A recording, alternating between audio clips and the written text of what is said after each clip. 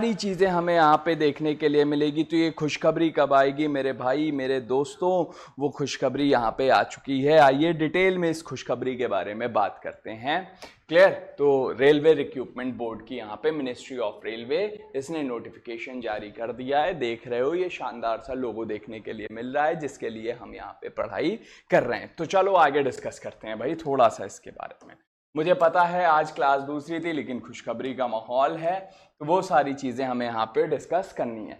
तो यहाँ पे ये कॉन्टेक्ट है। पहले हम लोग यहाँ पे देखते हैं इंडेक्स में कि इंडेक्स में हमें सबसे पहले क्या डिस्कस करना है। तो सबसे पहला सवाल मन में यही होगा कि सर जल्दी से बता दो डेट कौन सी है, सब्र नहीं हो रहा है। बिल्कुल सर डेट पे ही चलते हैं। सबसे पहले देखते हैं कि सर डेट्स क्या देखने के लिए मिल रही हैं। तो डेट्स के बारे में सर अगर हम लोग यहाँ पे बात करें तो date of publication of RRB website जो देखने के लिए मिलती है 13/9/24 ये डेट है।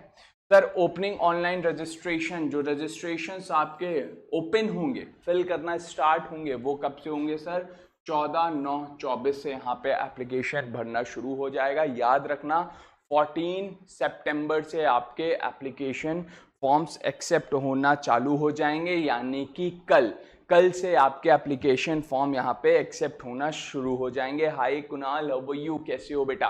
तो ये चीज़ हमें यहाँ पे देखने के लिए मिला। सबसे पहली बात, closing of online registration application किस दिन बंद होंगे सर? 13 अक्टूबर को ये क्या हो जाएंगे, समाप्त हो जाएंगे।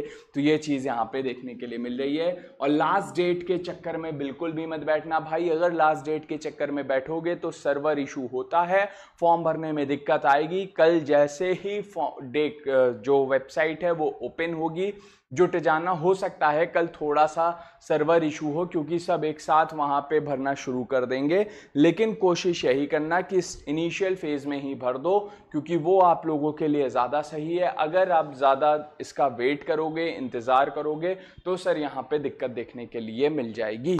ठीक है, तो ज़्यादा इंतज़ार यहाँ पे नहीं करना है।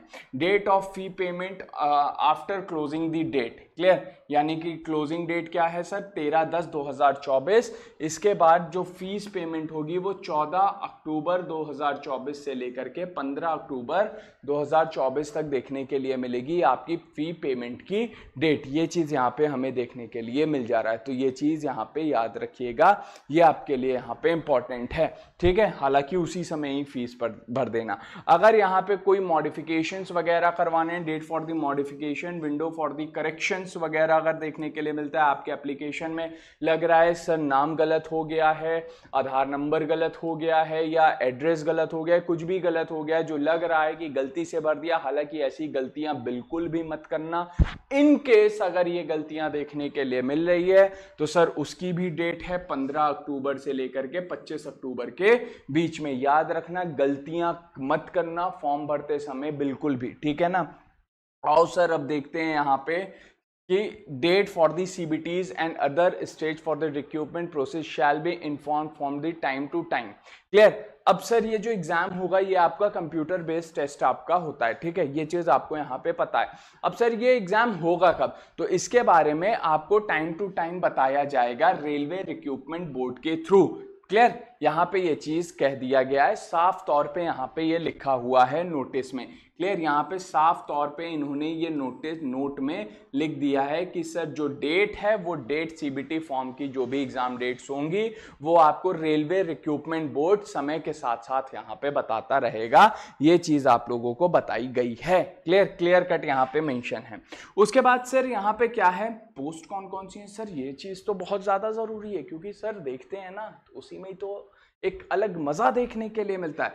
Sir chief commercial cum ticket supervisor देखने के लिए मिल जाती है पोस्ट, स्टेशन मास्टर देखने के लिए मिल जाते हैं, गुड्स ट्रेन मैनेजर देखने के लिए मिलते हैं, junior account assistant cum typist की पोस्ट है यहाँ पे, और सीनियर क्लर्क कम टाइपिस्ट। भाई साहब रेलवे की नौकरी मतलब शानदार नौकरी देखने के लिए मिलती है।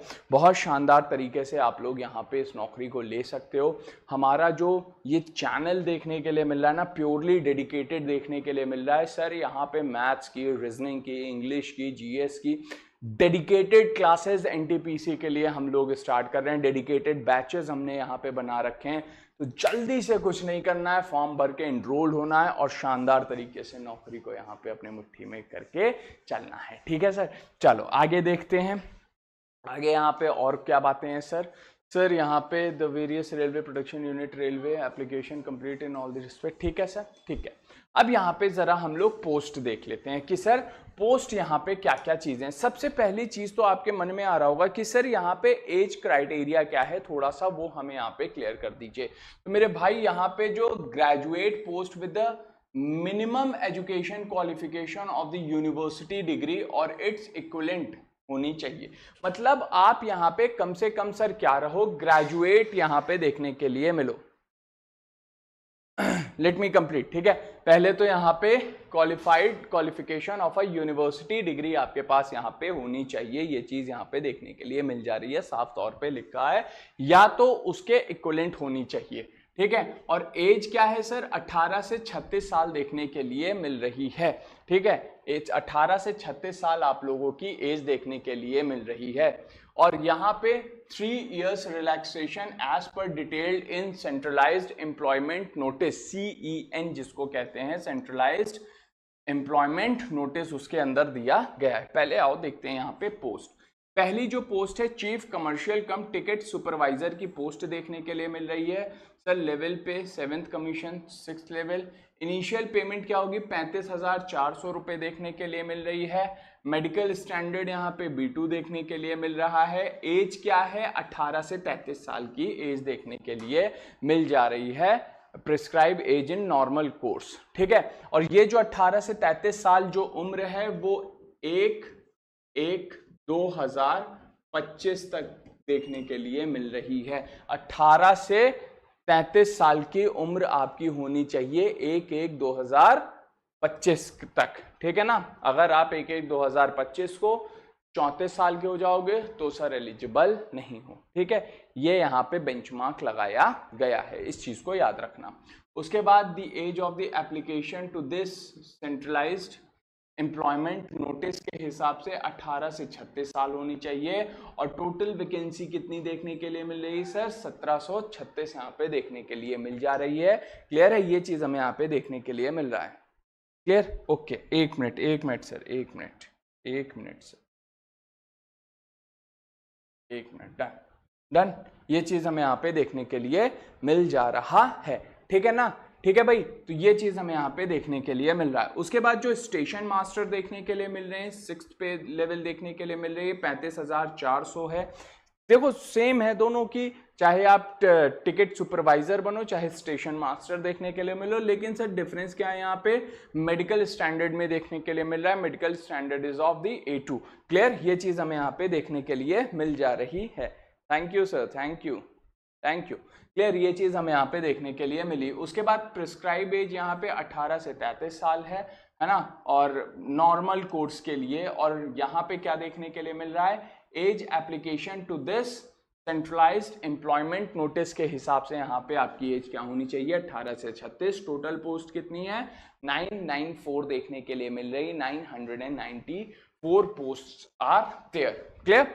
नाउ जो हमारे पास एक गुड्स ट्रेन मास्टर जो देखने के लिए मिल जाते हैं, जो मालगाड़ियां वगैरह देखने के लिए मिलती हैं, उनके जो ट्रेन मास्टर देखने के लिए मिलते हैं, उसके लिए भी यहाँ पे बताया गया है। ठीक है, तो भाई यहाँ पे 5th पे है और 29,200 यहाँ पे इनिशियल पेमेंट्स मिलती हैं। इनिशियल पेमेंट्स है, आपको यहाँ पे बहुत सारे अलाउंसेस भी मिलते हैं। क्लियर, इस चीज को याद रखना कि सर यहाँ पे अलाउंसेस भी देखने के लिए मिलते हैं। ऐसा नहीं है कि बस यही सैलरी है सर, इसमें बहुत सारी चीजें और ज्यादा एड ऑन होंगी और एक थ्रिल देखने के लिए मिलेगा इस जॉब के अंदर। ठीक है ना, बहुत टफ एग्जाम नहीं है, बहुत इजी डूइंग पेपर देखने के लिए मिलता है। और मेडिकल फैसिलिटी सर A2 की यहाँ पे देखने के लिए मिल जाती है। ठीक है, और इसकी जो एज है सर वो भी 18 से 33 है, 18 से 36 यहाँ पे एप्लीकेशन एज ऑफ एप्लीकेबल देखने के लिए मिलती है। और सर यहाँ पे 3144 पोस्ट देखने के लिए मिल रही है, 3144 पोस्ट यहाँ पे देखने के लिए मिले। मतलब सर बम्पर वैकेंसी यहाँ पे देखने के लिए मिल रही है। ये सारी चीज अगर आप कंबाइन करोगे, यहाँ पे जूनियर अकाउंट कम टाइपिस्ट की अगर आप यहाँ पे वैकेंसी देखोगे तो इसकी जो इनिशियल पेमेंट है वो 29,200 200 है। C2 का यहाँ पे मेडिकल फैसिलिटी, मेडिकल स्टैंडर्ड्स देखने के लिए मिल रहे हैं, ठीक है। और उसके बाद एज वही 18 से 33 और 1507 यहाँ पे वैकेंसी इसके लिए निकाली गई। सर ये वैकेंसीज कम बिल्कुल भी देखने के लिए नहीं मिले, ठीक ठाक वैकेंसी देखने के लिए मिले, एक डिसेंट वैकेंसी आरआरबी ने यहाँ पे निकाली है। सीनियर क्लर्क कम टाइपिस्ट के है 29,200 यहाँ पे आपका बेसिक पे देखने के लिए मिलता है, और यहाँ पे इसकी जो पोस्ट है वो 732 देखने के लिए मिल रही है। टोटल 8,113 वैकेंसीज आई हैं सर, 8,113 वैकेंसी किसी भी दिन कम नहीं होती है। ये बहुत शानदार वैकेंसी हमें यहाँ पे देखने के लिए मिल जा रही है, तो इसको कम मत समझना इस वैकेंसी को, ठीक है ना। चलो भाई आगे देखते हैं चीजों के बारे में, ठीक। चलो आगे क्या देखने के लिए मिल रहा है, रिजर्वेशन फॉर शेड्यूल्ड कास्ट। बिल्कुल सर, यहाँ पे रिजर्वेशन भी देखने के लिए मिल रहा है, रिजर्वेशन है, reservation for scheduled caste, scheduled tribe. OBC, OBC में यहाँ पे जो क्रीमी लेयर है उस क्रीमी लेयर को यहाँ पे रिजर्वेशन नहीं मिलेगा, इस चीज को ध्यान से सुन लें। जो भी यहाँ पे क्रीमी लेयर है, नॉन क्रीमी लेयर, ओबीसी यहाँ पे इंक्लूडेड है, क्रीमी लेयर को यहाँ पे रिजर्वेशन की कैटेगरी में नहीं रखा गया है। Remember this thing, this is very clear cut mention. उसके बाद sir EWS economically weaker section को मिल रहा है, पीडब्ल्यूडीबी को मिल रहा है, यानी फिजिकली हैंडीकैप जो पर्सन देखने के लिए मिलते हैं, एक्स सर्विसमैन को यहाँ पे रिजर्वेशन मिल रहा है। एज रिलैक्सेशन और relaxation in age for various eligibility criteria will be applicable as per the detail content in the CEN। जो CEN में जो डिटेल आपके दी गई है उसी के अकॉर्डिंग यहाँ पे आपको एज रिलैक्सेशन भी दिया जा सकता है। क्लियर, एज रिलैक्सेशन भी यहाँ पे इस कम्युनिटी के लिए देखने के लिए मिल जाता है। Candidate should ensure that the post fulfill all the eligibility conditions prescribed by the post on as closing date online registration as of 13/10/2024। Clear, ये चीज देख लेना कि भाई 13/10/2024 तक आप जितनी भी एलिजिबिलिटी क्राइटेरिया हैं, जो भी डिटेल्स आपसे मांगी जा रही है, वो सारी की सारी डिटेल्स यहाँ पे भर जरूर देना। ये ना होने पाए कि सर हमारे पास ये चीज है और हम इसको फुल नहीं कर पा रहे हैं, क्लियर कट यहाँ पे मेंशन कर दिया गया है, ठीक है। उसके बाद सर यहाँ पे और क्या चीजें देखने के लिए मिल जा रही है, candidate should not have their own mobile number, candidate should have their own mobile number, valid and active personal email ID. Clear, ये चीज है, इंपॉर्टेंट है, ये चीज साफ तौर पे यहाँ पे कहा गया है कि आपके पास अपना खुद का मोबाइल नंबर होना चाहिए। भाई जो लोग बहुत फ्रीक्वेंटली अपना मोबाइल नंबर बदल देते हैं वो लोग खास तौर से इस चीज़ का ध्यान रखें कि जब फॉर्म भरे हो और जब तक ज्वाइन ना कर लो वही मोबाइल नंबर रखना, नहीं तो घर में किसी फादर का या मदर का मोबाइल नंबर ज़रूर डाल देना फॉर्म भरते समय। फ्रीक्वेंट मोबाइल नंबर चेंज मत करना, जो बहुत सारे ऐसे लोग होते हैं जो मोबाइल नंबर को बहुत फ्रीक्वेंटली चेंज करते हैं, और बहुत फ्रीक्वेंटली वो लोग क्या करते हैं, बहुत ही फ्रीक्वेंटली वो लोग अपना ईमेल एड्रेस भी चेंज करते रहते हैं।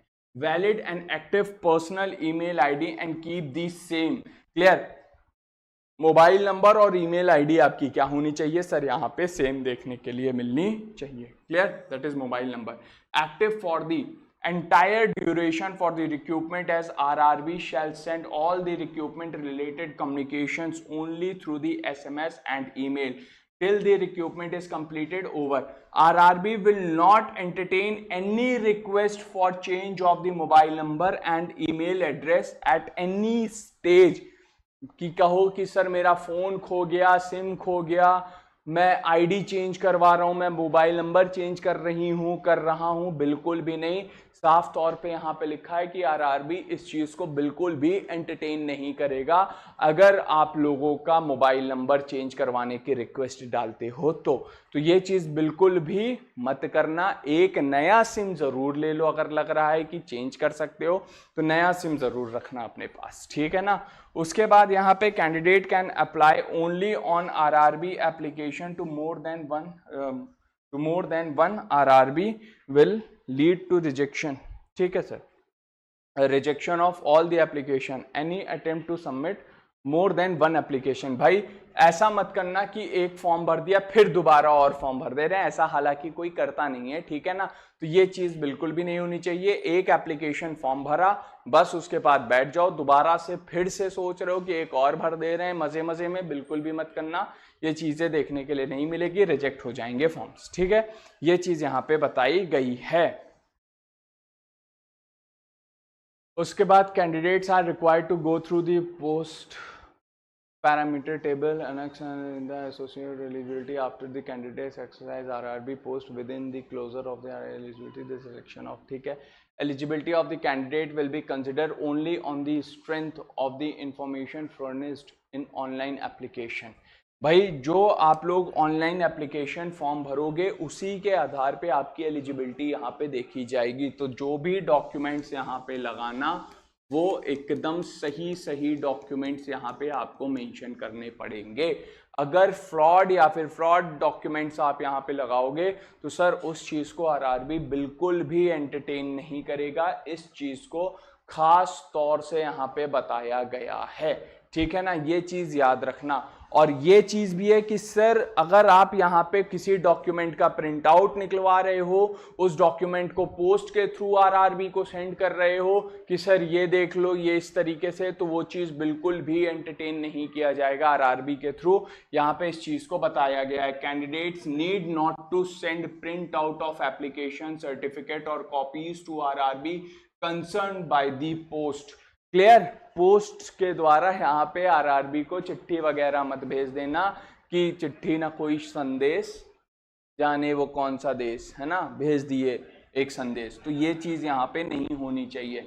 If at any stage of the recruitment or thereafter it is found that any information furnished by the candidate in his or her application is false or incorrect, the candidate has suppressed any relevant information or candidate does not satisfy the eligibility criteria for the post, his or her candidature will be rejected। Clear, ये चीज देखने के लिए मिल रहा है। इस चीज पे ध्यान देना कि भाई जो आपकी एज क्राइटेरिया है, जो आपकी क्वालिफिकेशन है,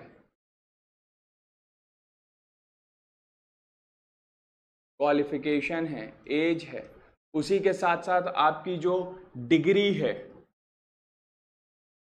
सर सब कुछ एकदम सही लगाना। ऐसा मत कर देना कि गलती से कुछ का कुछ हो जाए।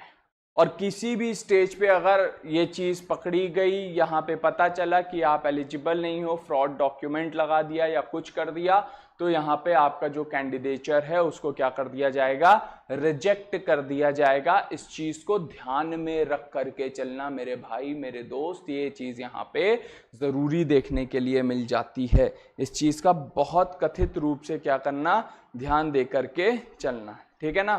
तो ये चीज़ भी हमारे लिए क्या हो जाती है, इंपॉर्टेंट हो जाती है। चलो भाई अब आगे डिस्कस करते हैं अगली चीज़ों के बारे में, आगे देखते हैं, ठीक है। चलो आगे देखते हैं, अगला क्या है,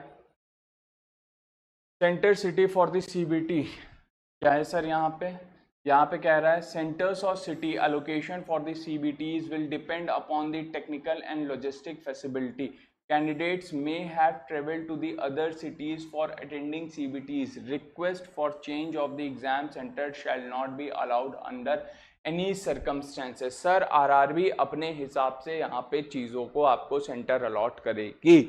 आज बाद में यहाँ पे आकर के बोलो कि सर मेरा सेंटर चेंज कर दो, मैं जा नहीं पा रहा, ये करो वो करो, तो यहाँ पे साफ तौर पे आरआरबी ने ये चीज़ मेंशन कर दिया है कि भाई कोई भी बात यहाँ पे आपकी सुनी नहीं जाएगी। To avoid last minute rush, candidates are advised in their own interest to register and submit online application much before the closing date, since there may be a possibility of inability failure to the log on to the website of RRB concerned on the account of the heavy load on the interest of or website during the last date of online registration। Sir ये चीज़ मैंने अभी starting में कही थी कि form को पहले से पहले भर देना। यहाँ पे साफ तौर पे मेंशन किया गया है कि जब भी एप्लीकेशन फॉर्म भरना उस टाइम पे क्या कर देना, स्टार्टिंग में भरना, लास्ट के डेट के लिए मत बैठना। क्यों सर? क्योंकि लास्ट में सर्वर इशू बहुत ज़्यादा देखने के लिए मिलते हैं, और जितना ज़्यादा सर्वर इशू होगा उतनी ज़्यादा दिक्कत हमें और आपको यहाँ पे उठानी पड़ जाएगी। तो इस चीज़ का ध्यान रख करके चलना है, ठीक है, अवॉइड करना लास्ट में भरने के लिए। RRB does not accept any responsibility of the candidate not belonging able to register and or submit their application within the last date of account affordable reason or any other reason. RRB बिल्कुल भी यहाँ पे जिम्मेदार देखने के लिए नहीं मिलेगी अगर आप आखिरी दिन फॉर्म नहीं भर पा रहे हो, साफ तौर पे यहाँ पे मेंशन किया गया है। तो इन चीज़ों को क्या करना, ध्यान में लेकर के चलना। क्लियर? ये जो चीज़ें बिल्कुल यहाँ पे ध्यान में लेकर के चलना, साफ तौर पे यहाँ पे 10th जो पॉइंट है यहाँ पे आपको बताया जा रहा है। अब एप्लीकेशन फॉर्म वगैरह कैसे भरा जाएगा उसके बारे में यहाँ पे बताया जाए। क्लिक ऑन दी अप्लाई वगैरह है, क्रिएट एन अकाउंट। ऑलरेडी अगर आप लोगों का अकाउंट होगा तो कोई बात नहीं, ऑनलाइन एप्लीकेशन जो अकाउंट बनेगा फिर वहीं पे आपको अपनी सारी डिटेल्स वगैरह फुलफिल करनी पड़ेगी, ठीक है। और ये रहा आपका इम्पॉर्टेंट इंस्ट्रक्शन, है ना। माल प्रैक्टिसेस पे सबसे पहले यहाँ पे बनाया गया है, ठीक है। माल practices, any candidate found using unfair means of any kind in the examination CBT sending someone else his or her place to appear in the examination attempt to अरे यार ये तो वही बात हो गई कि आप लोग इतनी मेहनत कर रहे हो तो एग्जाम तो खुद से दोगे ही ना, कब किसी को भेजने वाले तो हो नहीं अपनी जगह पे, या चीटिंग वीटिंग करोगे। ये उन लोगों के लिए जो यहाँ पे चीटिंग करते हैं, ठीक है। मेहनती बच्चों के लिए यहाँ पे ये चीज़ें देखने के लिए नहीं मिलती हैं, ठीक है। यहाँ पे साफ तौर पे बताया गया है कि भाई साहब फिर आपके अगेंस्ट एक लीगल एक्शन लिया जाएगा अगर आप यहाँ पे माल प्रैक्टिसेस में इंडल्ज देखने के लिए मिलो के चीटिंग वगैरह करते हुए पकड़े गए, अपनी जगह पे किसी और को एग्जाम हॉल में बैठा दिया, तो यहाँ पे दिक्कत देखने के लिए मिलेगी। अब आप लोग यार होनहार स्टूडेंट हो, मुझे नहीं लगता ये सारी चीज़ें करोगे, ये उनके लिए हैं जो लोग यहाँ पे काम करते हैं। और एक्ट कौन सा है? The public examination preservation unfair means bill 2024 का है, ठीक है ना। तो इसी के तहत सजा मिल जाएगी जो भी लोग सोच रहे होंगे करने का, जो भूले भटके कहीं कोई वीडियो देख रहे हो, ठीक है। बैंड आइटम्स क्या देखने के लिए मिल रहे हैं sir? Electronic gadgets like mobile phone, bluetooth, pen drive, laptop, calculator, wrist watch, any other communication devices और पेन पेंसिल। भाई पेन पेंसिल सीबीटी फॉर्म का कोई भी एग्जाम होता है, आपका एसएससी भी हो रहा है तो इसके अंदर पेन पेंसिल को अलाउ नहीं किया जाता।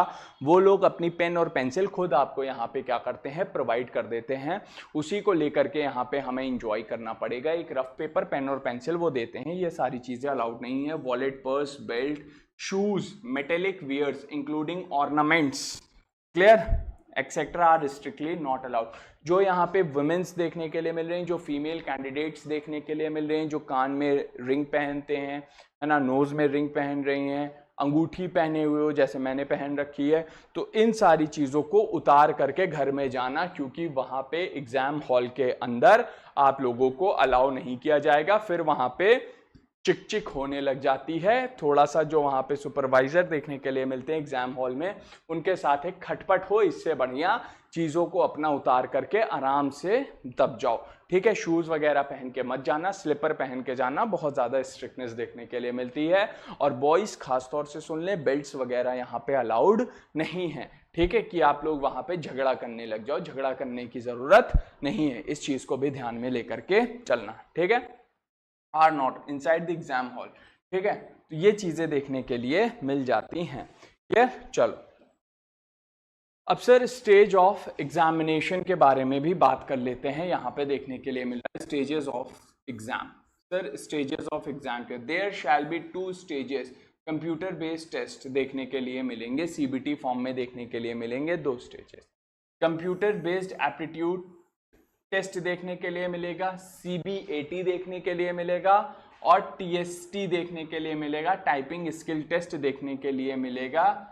वेयर एवर एप्लीकेबल, जहां पे भी जरूरत होगी टाइपिंग टेस्ट की, क्योंकि आपको पता है पूरी वैकेंसी में टाइपिंग में सिर्फ कुछ ही जगह जो टाइपिस्ट की जो पोस्ट देखने के लिए मिल रही है, क्लर्क की जो पोस्ट है, वहीं पे टाइपिंग की रिक्वायरमेंट है, तो वहीं पे ही इन चीज़ों की ज़रूरत पड़ती है, ठीक है ना।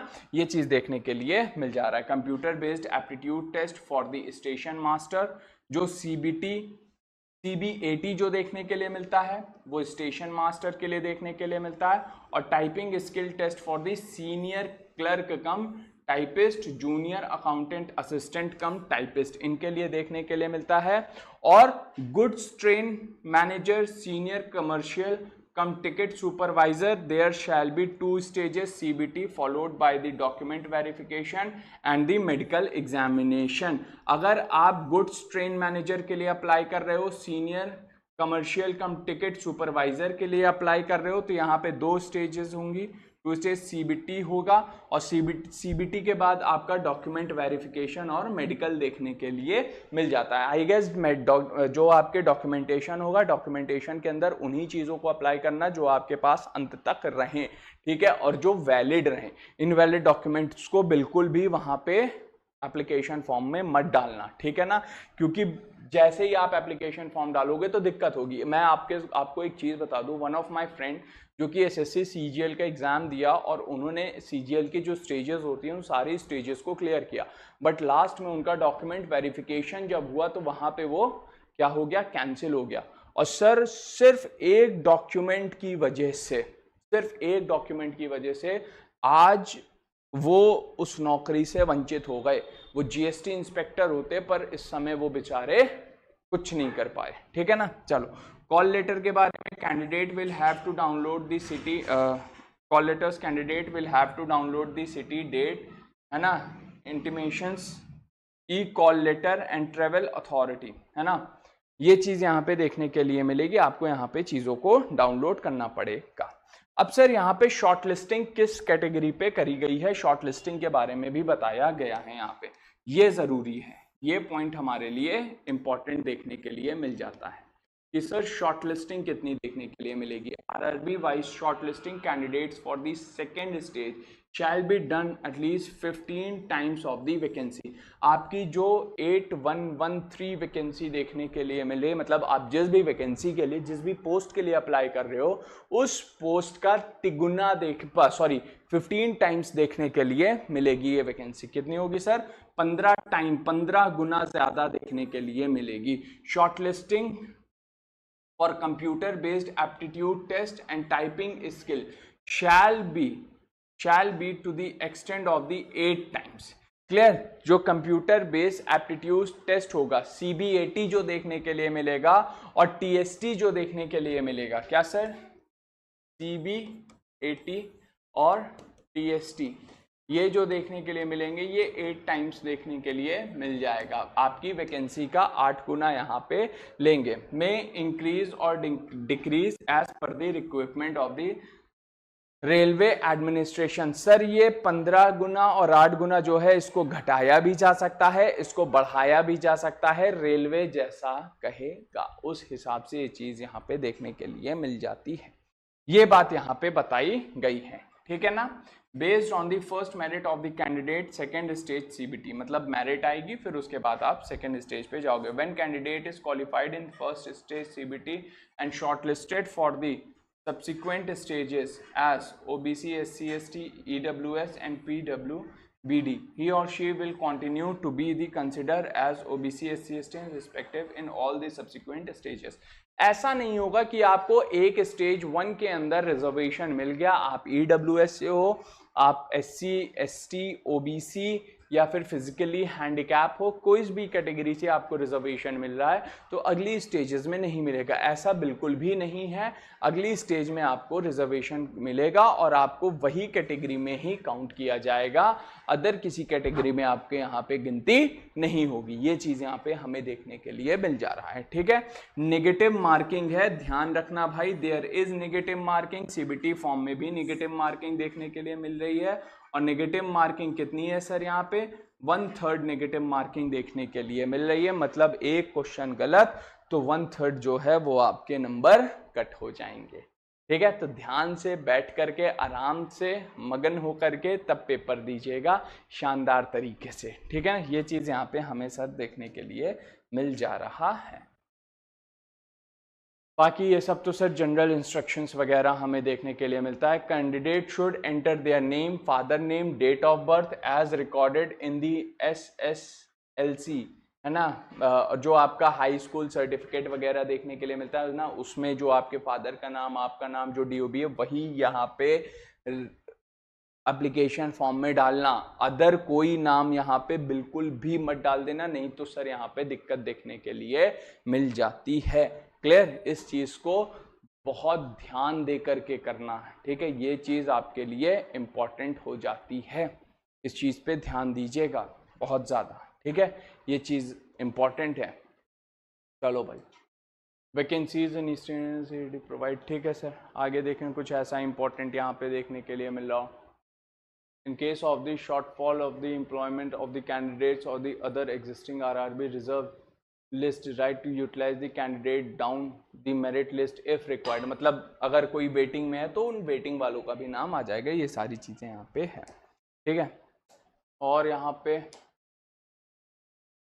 Free sleeper class railway passes it admissible to schedule caste candidates only. SC and ST candidate who wish to avail free travel authority will have to indicate yes in the relevant column in the online application and upload the valid caste certificate। जो schedule caste और schedule tribe के जो लोग हैं, इनको यहाँ पे RRB क्या कर रहा है, एक ट्रेवल अलाउंसेस यहाँ पे दे रहा है स्लीपर क्लास का, ठीक है, ये चीज इंपॉर्टेंट है, आप लोग यहाँ पे ये चीज भी देख सकते हो। जो स्लीपर क्लास है उस स्लीपर क्लास का यहाँ पे रेलवे पास दिया जा रहा है, लेकिन आपको यहाँ पे आपकी जो जाति प्रमाण पत्र है वो यहाँ पे लगाना पड़ेगा। और साथ ही साथ जो आप जब फॉर्म भरोगे तो वहां पे पर्टिकुलर एक कॉलम रहेगा जहां पे आपसे पूछा जाएगा कि आपको ट्रेवल अलाउंस चाहिए या नहीं चाहिए, ठीक है ना, तो वहां पे आप क्लिक कर देना, तो आपको यहाँ पे फ्री पासेस वगैरह प्रोवाइड कर दिए जाएंगे। यहाँ पे साफ तौर पे लिखा है indicate yes in the relevant column in online application, तो जो ऑनलाइन एप्लीकेशन होगा वहां पे आपको यस पे क्लिक करना है, ताकि आपको यहाँ पे क्या मिल सके, आप लोगों को यहाँ पे रिजर्वेशन में, स्लीपर क्लास में आपको रिजर्वेशन मिल सके, ठीक है ना, आराम से आपको ट्रेवलिंग अलाउंसेस मिल जाएगा, ठीक है। कहाँ के लिए? स्लीपर क्लास के लिए ही दे रहे हैं, ये चीज याद रखना। For such candidates free sleeper class railway pass will be a part of e call letter when they are called for the various stages for the recruitment via CBT computer based aptitude test, typing skill test, document verification and etcetera. तो उसके लिए आपको यहाँ पे मतलब खर्चा वर्चा करने की ज़रूरत नहीं पड़ेगी, ठीक है। रेलवे सारा ध्यान रखेगा, मतलब देख रहे हो नौकरी देते समय भी रेलवे क्या कर रहा है, बुला रहा है कि भाई ये साहब आ जाओ, आराम से आओ, अभी आपको यहाँ पे क्या दे रहे हैं, स्लीपर क्लास देंगे, नौकरी लग जाएगी तो एसी क्लास में आपको बैठा करके घुमाएंगे। ये चीज़ यहाँ पे देखने के लिए मिल जाता है। आगे यहाँ पे क्या देखने के लिए मिल रहा है, any attempt to misuse this travelling authority shall lead to the rejection of the candidature of any stage of the recruitment process and debar from future examination conducted by RRB RRCs. मन में तो एक खुराफाती कीड़ा जाग गया होगा कि अरे चलो यार पास मिल जाएगा, आराम से घूमेंगे। नहीं सर, अगर पकड़े गए जिस भी स्टेज पे हो उसी स्टेज से कैंडिडेचर को क्या कर दिया जाएगा, आपके रद्द कर दिया जाएगा, और एग्जाम से भविष्य में एग्जाम देने से आपको क्या कर देंगे, डिपार कर देंगे। ये चीज यहाँ पे देखने के लिए मिल जाता है। तो डिपार अगर नहीं होना हो तो इसका मिसयूज बिल्कुल भी मत करना, ठीक है ना, मिसयूज करोगे तो दिक्कत देखने के लिए मिल जाएगी। RRB reserves the right to incorporate any subsequent changes, modification, additional in the terms of the condition, ठीक है, ये तो RRB के पास है। चलो ठीक है, ये चीज़ यहाँ पे देखने के लिए मिल जाती है। अब सर मेडिकल स्टैंडर्ड के बारे में भी यहाँ पे बताया जा रहा है। अब मेडिकल स्टैंडर्ड के बारे में यहाँ पे क्या बताया जा रहा है sir, Candidates called for the document verification have to pass the request medical fitness test, ठीक है सर, MFT यहाँ पे मेडिकल फिटनेस टेस्ट को पास करना पड़ेगा, conducted by railway administration to ensure the candidates are medically fit to carry out the duty connected with the post, ठीक है sir. Medical क्यों होगा कि आप पर्टिकुलर अपनी जो ड्यूटी है वो सही से निभा पा रहे हो उस पोस्ट से रिलेटेड, या नहीं कि हवा में ही बातें चल रही हैं, तो इस वजह से होगा। ठीक है सर, चलो देखते हैं अब क्या है। पहला जो चीज़ देखने के लिए मिलेगा सीरियल 1 में मेडिकल स्टैंडर्ड A2 है यहाँ पे। ठीक है, अभी मैंने आपको बताया था ना मेडिकल स्टैंडर्ड क्या है वहाँ पे, A2 A3 है ना। तो यहाँ पे physical fit in all the respects क्या होगा, डिस्टेंस विजन 6/9 और 6/9 without glasses, no fogging test यहाँ पे होगा आपका। ठीक है ना, ये चीज़ अभी स्टार्टिंग में ऊपर मैंने बताई थी। नियर विजन कितना होना चाहिए सर, 6 एंड 0.6 और 0.6 without glasses, and must pass this test for the colour vision, है ना। कलर विजन ये तो नहीं है सर कलर ब्लाइंडनेस या कुछ है, इस चीज के लिए नहीं होना चाहिए, है ना। बाइनोकुलर विजन होगा, ठीक है, नाइट विजन होगा और मायोपिक विजन देखने के लिए मिलेगा। मुझे लगता है आप सब पास कर लोगे। A3 जो देखने के लिए मिल रहा है physically fit in all respects, ठीक है, ये चीज है। डिस्टेंस विजन कितना होना चाहिए, 6/9 6/9 विदाउट और विद और विदाउट ग्लासेस होना चाहिए। Powered of the lens not exceed 2D, जो आपके लेंस का पावर होना चाहिए सर वो 2D से ज़्यादा नहीं होना चाहिए। ठीक है, ये चीज़ यहाँ पे हमें देखने के लिए मिल जाती है और इसके बारे में भी ध्यान रखिएगा प्लीज़। हाय स्टडी लवर्स हो, जय हिंद भाई, क्लियर। उसके बाद B2 कैटेगरी में जो मेडिकल स्टैंडर्ड है वो क्या है, physically fit in all respects कौन कौन से हैं, डिस्टेंस विजन 6/9 और 6/12 विद और विदाउट ग्लासेस होना चाहिए। Power lens not exceed 4D, clear, powered lens 4D से ऊपर यहाँ पे नहीं होना चाहिए, ये चीज यहाँ पे बताया गया है। और नियर विजन SN 0.6 0.6 विद और विदाउट ग्लासेस व्हेन रीडिंग और close work is required and must pass the test for field of vision, binocular vision. ठीक है ना, तो फील्ड विजन वाला विजन के आपके टेस्ट होंगे, क्योंकि भाई रेलवे में जा रहे हो विजन टेस्ट होना ज़रूरी है। अगर आप जाओगे लाइट्स वगैरह देखोगे तो यहाँ पे कलर ब्लाइंडनेस वगैरह नहीं होना चाहिए, ये चीज़ ज़रूर याद रखना। ठीक है, कलर ब्लाइंडनेस है तो दिक्कत है। उसके बाद यहाँ पे अगला क्या है, अगला सर यहाँ पे देखने के लिए मिल रहा अगला यहाँ पे देखने के लिए मिल रहा है C2 physically fit on all aspect, distance vision 6/12 नील विदाउट ग्लासेस यहाँ पे होना चाहिए। ठीक है, विद ग्लासेस यहाँ पे नहीं होना चाहिए, with glasses is not at all allowed, remember this thing. ठीक है, और SN 0.6 कंबाइंड और विद और विदाउट ग्लासेस वेयर रीडिंग और क्लोज वर्क इज रिक्वायर्ड, जहाँ पे पढ़ने का या फिर नज़दीक से काम करने की ज़रूरत है वहाँ पे आपके कितने होनी चाहिए, यहाँ पे SN 0.6 होना चाहिए, ये चीज़ यहाँ पे बताया गया है। ठीक, तो ये चीज़ देखने के लिए मिलता है। Note the above medical standards are indicative and not exhaustive and apply to the candidates. In general, the candidates are advised to read the chapter 5 of the Indian Railway Medical Manual, ठीक है, volume 1। ठीक है, candidates who are undergoes lasering surgery or any other surgery produced to correct the refractory error are not eligible to the post having medical standard A2 and A3 in CEN। A2 और A3 की जो post थी starting वाली, वो जो दोनों post देखने के लिए मिल रही थी, एक तो टिकट मास्टर की देखने के लिए मिल रही थी और एक गुड्स मैनेजर वाली जो देखने के लिए मिल रही थी, उसके लिए फिर आप